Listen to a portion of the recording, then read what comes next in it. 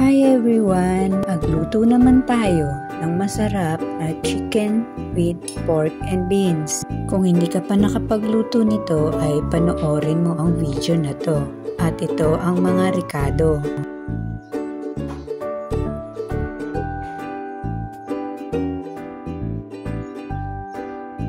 Lagay ng mantika sa kawali, 4 na butil ng bawang na tinadtad,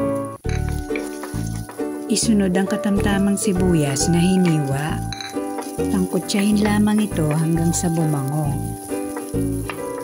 at ilagay na ang 1 kilong manok. Sangkutsahin ito hanggang sa maging kulay brown, at ilagay muna sa katamtaman ang apoy.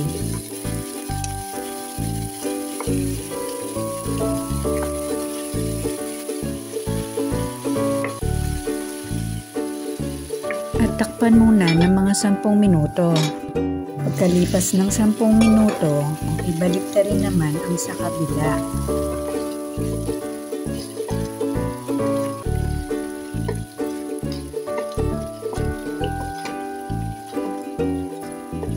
Lagyan ng 1 kutsaritang asin, patatas na hiniwang pakudrado, ang karot, 1.5 tasa ng tubig. Ito ay takpan hanggang sa lumambot ang gulay. Pagkalipas ng ilang minuto, haluin lamang ito ng dahan-dahan para hindi madurog ang laman ng manok at para maganda ang hitsura pag inihain. At huwag din i-overcook ang mga gulay. At ilagay na rin ang bell pepper na hiniwa. At nilagay ko na nga rin ang 1 lata ng pork and beans. At 2 kutsaritang patis at 1 kutsaritang pamintang pino o ayon sa panlasa. I-check ang patatas kung malambot na, pati na rin ang carrots. At dahil malambot na, takpan ko pa ito ng mga 3 minuto.